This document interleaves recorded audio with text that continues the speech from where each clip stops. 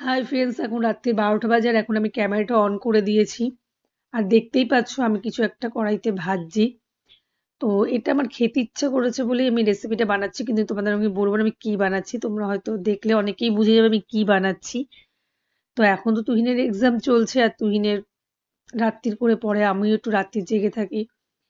তো আমরা ডিনার অনেকক্ষণ আগে কমপ্লিট হয়ে গেছে। আমাদের চা খাই রাত্রিবেলা, যখন তুহিনকে পড়াই তখন আমি বসে একটু চা খাই।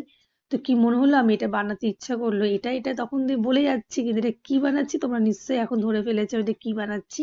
হ্যাঁ, আমি এটা চিড়ের মোয়া বানাচ্ছি। তো আমার খেতে ইচ্ছা করেছে, তো বানাচ্ছি।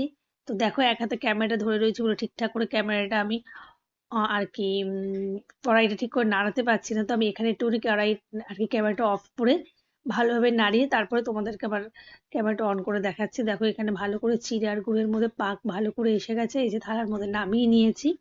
এবার আমি এটা গরম গরমই ছোট ছোট বলের শেপ দিয়ে দিলে চিড়ের মোয়া রেডি হয়ে যাবে। তো ওখানে তো সবসময় আমরা চিড়ের মোয়া বলো, মুড়ির মোয়া বলো, নারকেল নাড়ু এখন সবই কিনতে পাওয়া যায়। পয়সা দিলে এখন মার্কেটে সব আর কি চিড়ের মোয়া বলো, মুড়ির মোয়া সবই পাওয়া যাচ্ছে, সেটা বড় কথা না। কিন্তু ঘরে বানিয়ে খাওয়ার স্বাদটাই আলাদা থাকে। দুটোর মধ্যে কিন্তু অনেক ডিফারেন্স থাকে, অনেক ডিফারেন্স থাকে। তো আর ওই পাশে দেখো 1 কাপ চা করে রেখেছি, তোমাদেরকে এক্ষুনি বললাম আমি রাতে চা খাই একটু। দেখো এখন রাত্রি 12:30 বাজে। আমি 12টার সময় আর কি বানাচ্ছিলাম, তো বানাতে বানাতে 12:30 হয়ে গেছে। আর দেখো এই যে অল্প কয়েকটা বানিয়েছি, বেশি বানাইনি, অল্প কয়েকটা বানিয়েছি।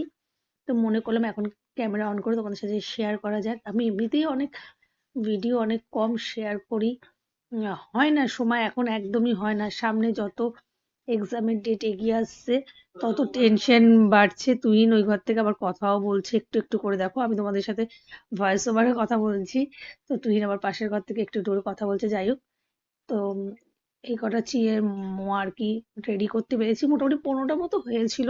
আমরা একটা একটা করে খেয়েছি আর বাকিটা প্লেটের মধ্যে সাজিয়ে তোমাদেরকে দেখালাম। খেতে খুবই ভালো হয়েছিল বন্ধুরা। তো চলো তোমাদেরকে এইটুকু